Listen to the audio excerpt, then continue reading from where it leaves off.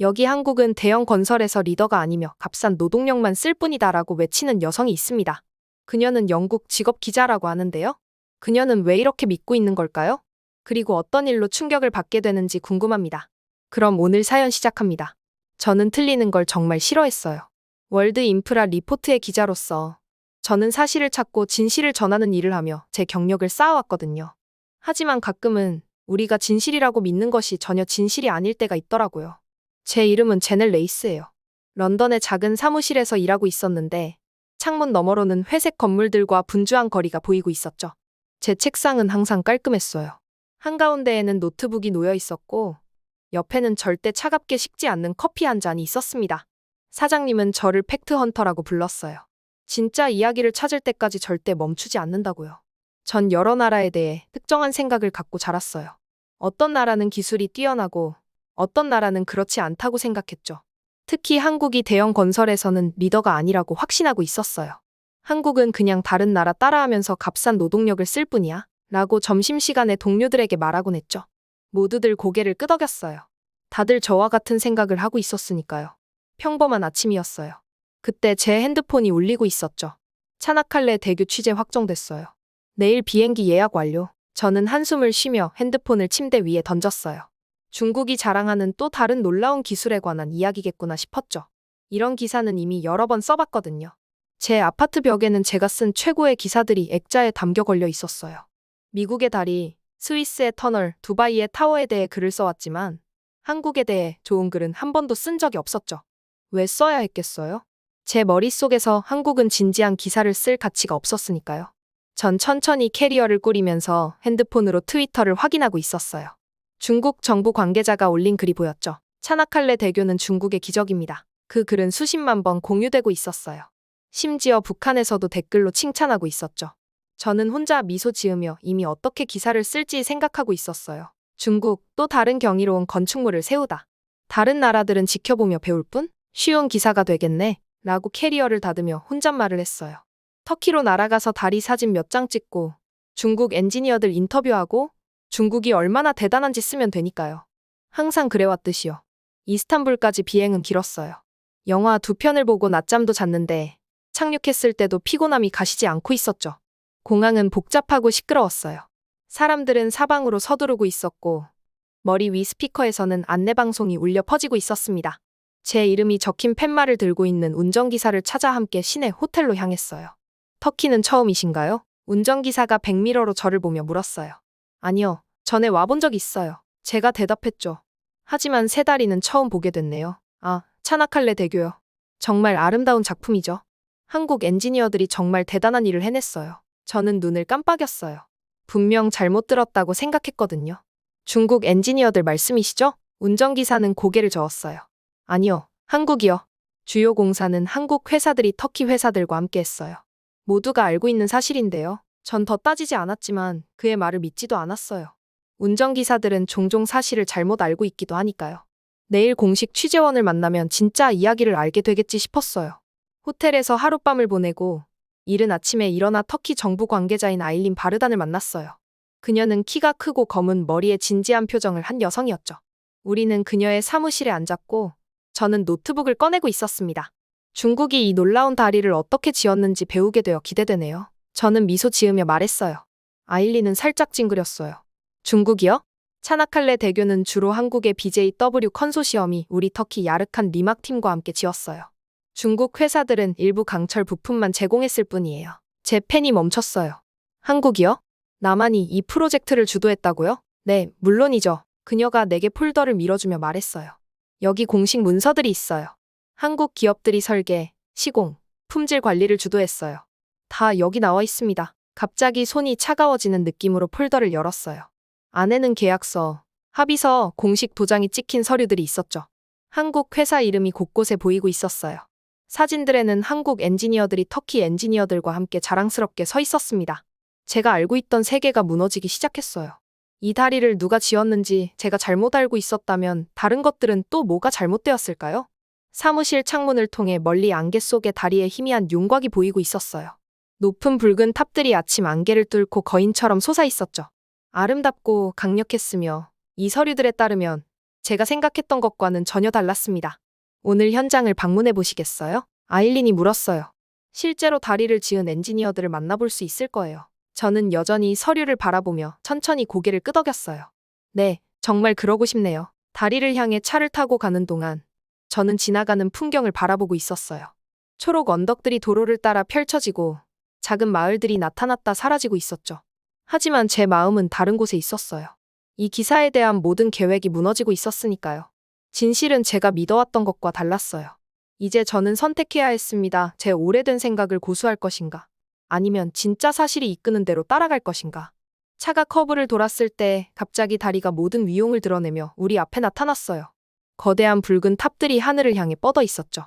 두꺼운 케이블들이 해협의 양쪽을 연결하는 도로를 지탱하고 있었어요. 제가 본 다리 중 가장 긴 다리 중 하나였습니다. 인상적이죠, 그렇죠? 아일린이 제 표정을 지켜보며 물었어요. 네, 저는 속삭였어요. 정말 인상적이네요. 그 순간 저는 제 여정이 진정으로 시작되었다는 것을 알았어요. 이건 제가 계획했던 단순한 이야기가 아니었어요. 이건 훨씬 더 중요한 무언가가 될 거였죠. 진실을 향한 탐색, 그 진실이 저를 어디로 이끌든 제가 어떤 믿음을 버려야 하든 상관없이 말이에요. 충격적인 발견을 한 다음 날 아침, 저는 일찍 일어났어요. 빗방울이 호텔 창문을 작은 손가락처럼 두드리고 있었죠. 거의 잠을 못 잤어요. 머릿속에서는 다리와 한국의 건설 역할에 대한 질문들이 계속 맴돌고 있었거든요. 제가 알고 있던 모든 것이 이제는 틀린 것처럼 느껴졌어요. 서둘러 옷을 입고 간단한 아침 식사를 했어요. 오늘은 다리 현장 사무실을 방문해서 더 많은 정보를 찾을 예정이었거든요. 우리 차가 거대한 다리 근처의 하얀 건물들 단지에 도착했을 때도 비는 여전히 내리고 있었어요. 서둘러 안으로 들어가는 동안 우산 가장자리에서 물방울이 떨어지고 있었죠. 메인 사무실은 여러 언어로 대화하는 사람들로 분주했어요. 벽에는 지도와 도면들이 붙어 있었고 큰 화면들에서는 다리의 여러 부분들이 보이고 있었죠. 마치 우주선의 관제실 같은 느낌이었어요. 아일린이 저를 터키 현장 관리자인 세르칸 이스켄데르에게 소개해 주었어요. 그는 키가 크고 진지한 얼굴에 강한 손을 가진 남자였죠. 그의 사무실은 정리가 잘 되어 있었고 서류들이 깔끔하게 쌓여 있고 라벨이 붙어 있었어요. 차나칼레 대교에 오신 것을 환영합니다. 그가 깊은 목소리로 말했어요. 무엇을 먼저 알고 싶으신가요? 저는 노트북을 열고 깊은 숨을 들이마셨어요. 이 다리를 실제로 누가 지었는지 진실을 알고 싶습니다. 세르카는 고개를 끄덕이고 책상 위에 여러 장의 큰 서류들을 펼쳤어요. 모두 많은 서명과 도장이 찍힌 공식 문서들이었죠. 그는 여러 부분을 가리키며 한국 엔지니어들이 어떻게 프로젝트를 이끌었는지 설명하고 있었어요. 그의 얼굴에는 감정이 드러나지 않았지만 목소리에서 자부심이 느껴졌어요. 한국 엔지니어들은 아무도 해결하지 못했던 문제들을 해결했어요. 그가 말했어요. 그들의 내진 설계는 특별하죠. 저는 예전 생각들이 새로운 사실들 앞에서 무너지는 것을 느끼며 모든 것을 적어 내려갔어요. 세르카는 다리가 단계별로 지어지는 사진들을 보여주었어요. 한국과 터키 팀들이 마치 잘 연습된 춤처럼 함께 일하고 있었죠. 그날 오후, 저는 두 명의 한국 엔지니어를 만났어요. 배지훈과 선우명호였죠. 배 씨는 부드럽지만 자신감 있게 말했어요. 2016년에 그들 팀이 어떻게 계약을 따냈는지 설명할 때 그의 눈이 반짝이고 있었어요. 저희는 지진에도 견딜 수 있는 특별한 기초를 설계했어요. 배 씨가 설명했어요. 그리고 저희 케이블은 일반 케이블보다 20% 더 강합니다. 밝은 눈과 재빠른 손을 가진 선우 씨는 차나칼레 공법이라 부르는 모형들을 제게 보여주고 있었어요. 그들은 어려운 수중 집안에서 건설할 수 있는 새로운 방법을 개발했던 거죠. 이제 전 세계 엔지니어들이 그들의 방법을 배우고 있었습니다. 기록을 하면서 묘한 느낌이 들었어요. 수년 동안 한국 기술은 별것 아니라고 믿어왔는데 여기 분명한 증거가 눈앞에 있었으니까요. 잘못된 생각을 했다는 부끄러움에 제 뺨이 달아오르고 있었어요. 바로 그때 한 여성이 급하게 방으로 들어왔어요. 그녀는 카메라 장비를 들고 있었고 움직일 때마다 통통 튀는 곱슬머리를 가지고 있었죠. 얼굴은 분노로 붉어져 있었어요. 즉시 책임자를 만나야겠어요. 그녀가 요구했어요.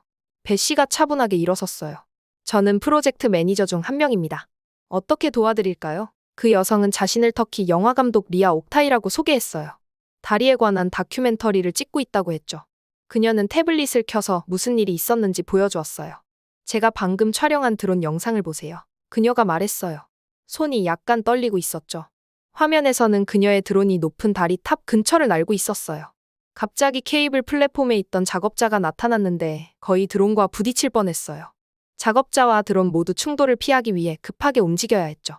작업자들의 생명이 위험에 처한다면 이 다리는 지어질 수 없어요. 리아가 소리쳤어요. 어떤 안전 시스템이 구축되어 있나요? 방 안이 매우 조용해졌어요. 저는 엔지니어들이 방어적이거나 화를 낼 거라고 생각했어요. 하지만 배 씨는 이해한다는 듯이 고개를 끄덕였죠. 걱정하시는 것이 당연합니다. 그가 말했어요. 안전이 저희의 최우선 과제입니다.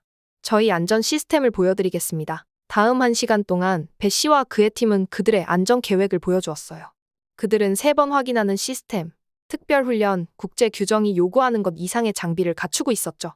작업자들은 위치를 추적하는 센서를 착용하고 있었고, 기상 모니터링 시스템은 몇 시간 전에 위험한 조건을 예측할 수 있었어요. 리아의 분노는 서서히 관심으로, 그리고 존중으로 바뀌고 있었어요. 그녀는 날카로운 질문을 던졌고, 엔지니어들은 솔직하게 대답했어요. 저는 놀라움 속에 지켜보고 있었죠. 이건 제가 한국 엔지니어들에게 기대했던 행동이 아니었어요. 그들은 뭔가를 숨기거나 변명하지 않았어요. 문제와 해결책 모두에 대해 솔직했죠. 다음 날 또 다른 중요한 만남이 있었어요. 달이 일부 자재를 공급한 중국 강철 회사 사무실을 방문했죠. 그들의 홍보이사인 황농펑이 눈까지 가지 않는 큰 미소로 저를 맞이하고 있었어요. 레이스 씨, 환영합니다. 그가 반짝이는 회의실로 저를 안내하며 말했어요. 우리 다리 프로젝트에 대해 글을 쓰신다고 들었습니다. 차나칼레 대교 프로젝트요? 저는 부드럽게 정정했어요. 황 씨는 빠르게 고개를 끄덕였어요. 물론이죠, 물론. 저희 기여에 대해 보여드리겠습니다. 그는 버튼을 눌렀고 조명이 어두워졌어요. 테이블 위에 작은 불빛들로 빛나는 다리에 큰 모형이 나타났죠. 주변의 화면들에서는 다리가 지어지는 인상적인 컴퓨터 이미지들이 보이고 있었어요. 한국 기술은 작은 세부 사항에는 괜찮습니다. 황 씨가 손을 흔들며 말했어요. 하지만 중국의 자금과 조직력이 없었다면 이 다리는 그저 종이 위에 꿈에 불과했을 겁니다. 저는 그의 말을 적었지만 내면에서는 의심이 커지고 있었어요. 그의 주장은 제가 본 공식 문서와 일치하지 않았거든요. 황 씨가 발표 자료를 뒤적거리는 동안 서류 더미에서 한 문서가 부분적으로 미끄러져 나왔어요. 제목이 제 시선을 끌었죠. 차나칼레 대교 인식관리 전략. 더 읽기 전에 황 씨가 제 시선을 알아차리고 빠르게 그 종이를 다시 폴더에 넣었어요. 하지만 저는 충분히 봤어요. 그 종이에는 소셜미디어 캠페인에서 주요 공로를 주장하기와 한국의 기여 축소하기에 대한 요점들이 적혀 있었죠. 저는 더 많은 질문을 했지만 이제 황 씨는 불안해 보였어요. 그의 대답은 더 짧아지고 덜 명확해졌어요. 제가 중국 외교관의 오해를 불러일으키는 트위터 게시물에 대해 직접 물었을 때 그는 우리 만남을 끝냈어요. 다른 약속이 있습니다. 그가 갑자기 말했어요. 제 비서가 안내해드릴 겁니다. 오후에 햇살 속에서 차로 걸어가면서 저는 중요한 단서를 발견한 탐정처럼 느끼고 있었어요. 중국 회사는 의도적으로 한국의 업적에 대한 공로를 가로채려 하고 있었어요. 이건 단순한 혼란이 아니라 사람들을 오도하기 위한 계획적인 노력이었죠. 그날 저녁 호텔방에서 저는 모든 메모와 사진을 침대 위에 펼쳐놓았어요. 진짜 이야기가 명확해지고 있었죠. 한국 엔지니어들이 이 놀라운 다리의 대부분을 설계하고 건설했어요. 그들은 새로운 아이디어로 어려운 문제들을 해결했고 터키 팀들과 잘 협력했으며 현지 환경을 존중했어요. 제 휴대폰이 편집장에 메시지를 올렸어요. 중국 다리 이야기는 어떻게 진행되고 있나요? 저는 오랫동안 그 메시지를 바라보았어요. 그리고는 답장을 시작했죠. 이야기가 바뀌었습니다. 중국에 관한 것이 아니에요. 차나칼레 대교의 진짜 영웅은 한국 엔지니어들이고 저는 그것을 증명할 증거가 있습니다. 전송 버튼을 누르고 깊은 숨을 들이마셨어요. 제 진실을 향한 여정은 이제 막 시작되었고 앞으로 더 많은 도전이 있을 거라는 걸 알고 있었죠. 하지만 터키에 도착한 이후 처음으로 저는 이 이야기 아무도 예상하지 못했던 진짜 이야기를 들려주게 되어 신이 났어요. 빗소리가 밤새 제 호텔 창문을 두드리고 있었어요. 그 소리는 제 불안한 생각과 잘 어울렸죠. 한국의 업적에 대한 공로를 가로채려는 중국 회사의 계획을 알아낸 후로는 잠을 잘 이루지 못했어요. 일찍 일어나서 제 호텔방을 연구센터로 바꿨어요. 벽 여기저기에 사진, 문서, 메모를 테이프로 붙였죠. 노란 포스트잇이 여러 정보를 연결하고 있었어요. 모든 것을 함께 보니 제 첫 생각이 얼마나 잘못됐는지 알 수 있었어요. 한국은 단지 다리 건설을 돕는 게 아니라 놀라운 새 기술로 전체 프로젝트를 이끌고 있었던 거죠. 전화가 울렸어요. 편집장이 진행 상황을 알고 싶어 했어요. 지금까지 발견한 것들을 설명했지만 그녀는 의심스러운 목소리였죠. 제넬, 정말 확실해? 우리가 들어온 모든 것과 반대되는데 확실해요. 저는 단호하게 말했어요. 증명할 문서들이 있어요. 그녀는 한숨을 쉬었어요. 계속 파헤쳐봐. 우리 기사를 완전히 바꾸기 전에 더 많은 증거가 필요해. 전화를 끊고 정보로 가득한 벽을 응시했어요.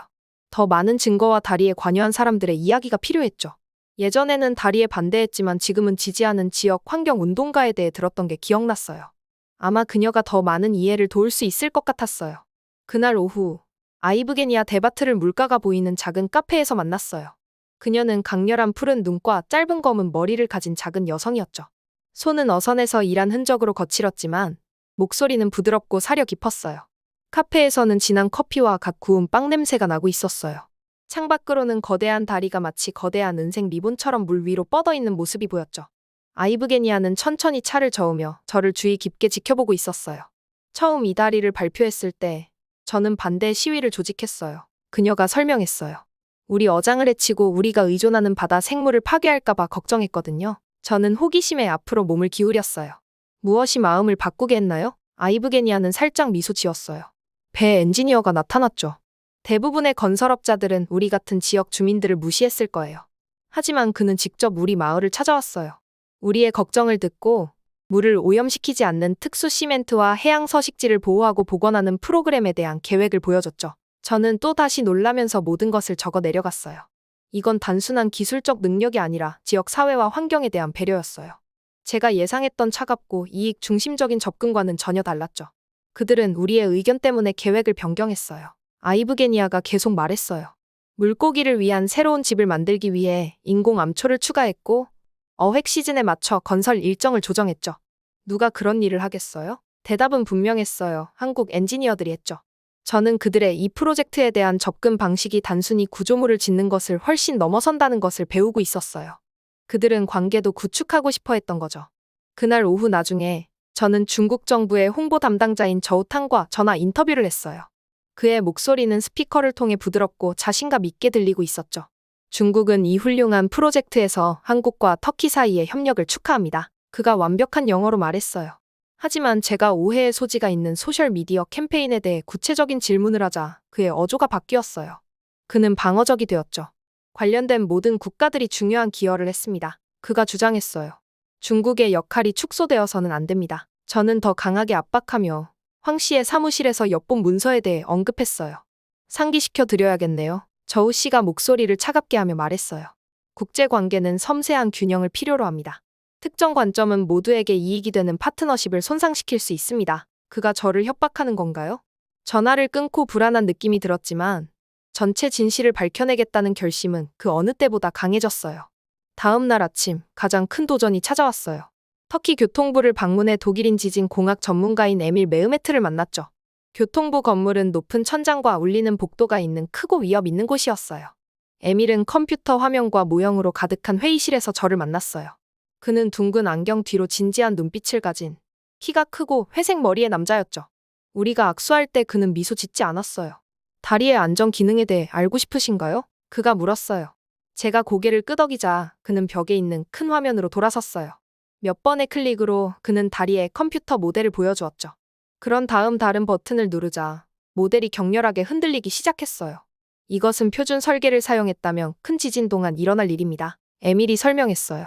저는 가상의 다리가 비틀리고 무너지는 것을 공포 속에 지켜보고 있었어요. 일부는 물에 떨어지고 다른 부분들은 부서지고 있었죠. 이제 이것을 보세요. 에밀이 말했어요. 그는 다른 시뮬레이션으로 바꿨어요. 이번에는 지진이 강타했을 때 다리가 움직이고 흔들리지만 계속 서 있었어요. 구조물의 특별한 부분들이 마치 스프링처럼 강한 에너지를 흡수하고 있었죠. 이것이 한국 설계입니다. 에밀이 말했어요. 특수 댐퍼와 기초 격리 시스템을 사용합니다. 저는 30년 동안 다리 설계를 연구해왔지만 이런 것은 본 적이 없어요. 그는 더 많은 시뮬레이션을 보여주며 한국 엔지니어들이 어떻게 이전에는 아무도 시도하지 않았던 새로운 안전 기능을 만들었는지 설명했어요. 처음에는 정말 회의적이었습니다. 에밀이 인정했어요. 그들의 설계가 너무 야심찬 것 같았거든요. 하지만 그들은 테스트와 데이터로 모든 요소를 증명했어요. 그들은 전 세계적으로 다리 건설 방식을 바꿀 새로운 안전 기준을 만들었습니다. 등줄기에 오싹한 감각이 느껴졌어요. 이건 단지 누가 큰 프로젝트의 공로를 얻느냐에 관한 것이 아니었어요. 인명을 구하는 일이었죠. 에밀이 말한 대로 이 지역에 지진이 발생한다면 이건 충분히 가능성이 있는 일이었죠. 수천 명의 사람들이 이 다리를 건너고 있을 거예요. 그들의 생명은 이 안전 기능들이 제대로 작동하는지에 달려 있었어요. 한국에 이런 혁신이 사용되지 않았다면 어떻게 됐을까요? 제가 물었어요. 에밀의 표정이 어두워졌어요. 재앙이죠. 완전한 붕괴. 엄청난 인명 손실이 발생했을 겁니다. 그가 더 많은 기술적인 세부 사항들을 보여주는 동안 저는 기자로서 제 가장 큰 도전에 직면하고 있다는 것을 깨달았어요. 한국 공학에 대한 제 믿음이 모두 잘못되었다는 것을 인정해야 했어요. 약간 잘못된 게 아니라 완전히 잘못되었죠. 그들은 따라가는 사람들이 아니라 다른 이들이 따를 새로운 기준을 만드는 리더들이었어요. 안전하고 내진 설계된 다리의 시뮬레이션을 보면서 저는 제 편견이 부끄러웠어요. 사실을 확인하지 않고 추측에 기반의 기사를 쓸 준비가 되어 있었죠. 어떤 기자가 그런 짓을 할까요? 그날 저녁 호텔 방으로 돌아와 노트북 앞에 앉았어요. 빈 화면이 저를 응시하고 있었죠. 마침내 새로운 제목을 타이핑하기 시작했어요. 차나칼레의 진짜 영웅들, 한국의 혁신이 다리 건설을 영원히 바꾼 방법. 이제 글이 쉽게 써졌어요. 편견이 아닌 진실에 힘입어서요.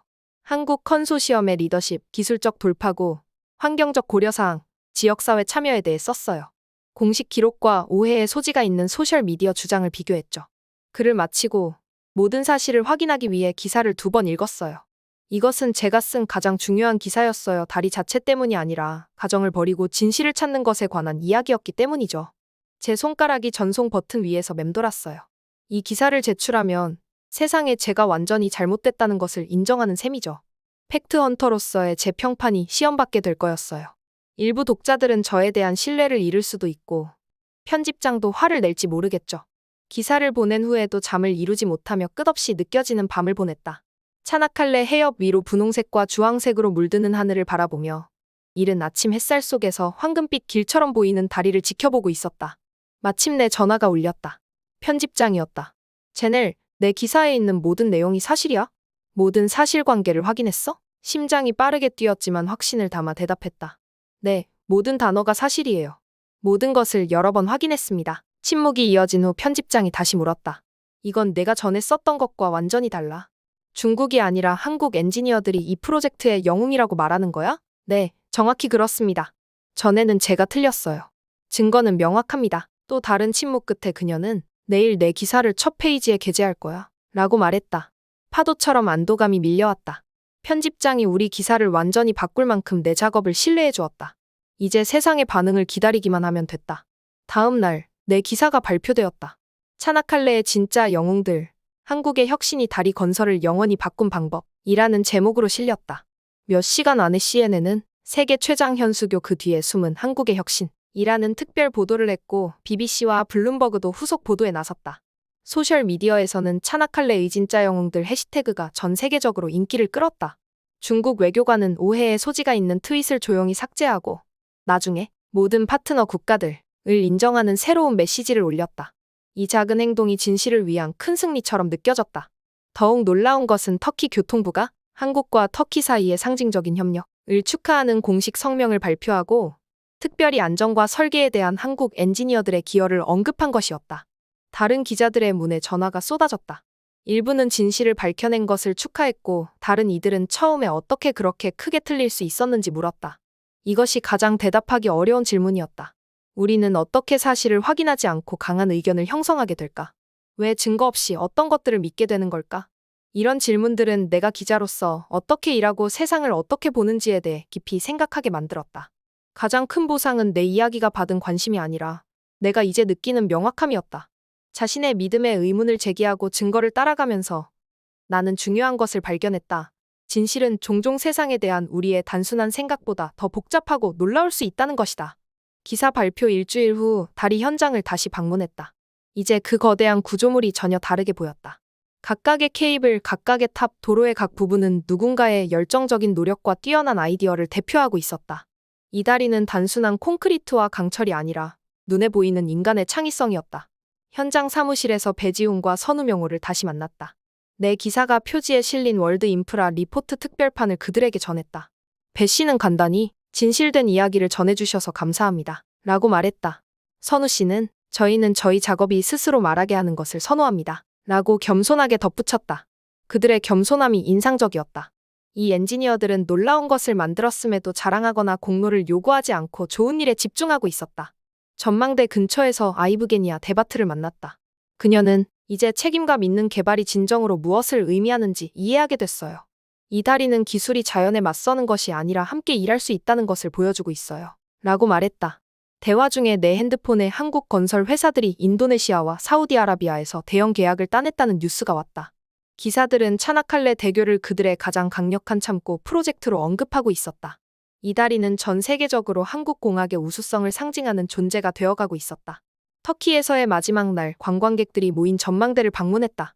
한 가이드가 방문객들에게 다리를 가능하게 한 한국, 터키 협력에 대해 정확하게 설명하는 것을 들었다.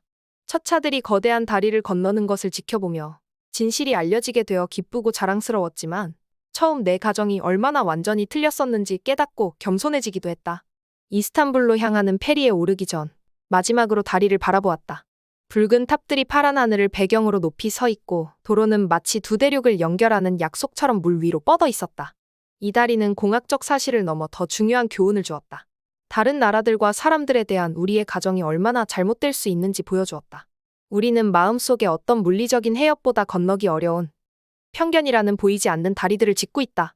진정한 여정은 물을 건너는 것이 아니라 내 자신의 편견을 통과하는 것이었다.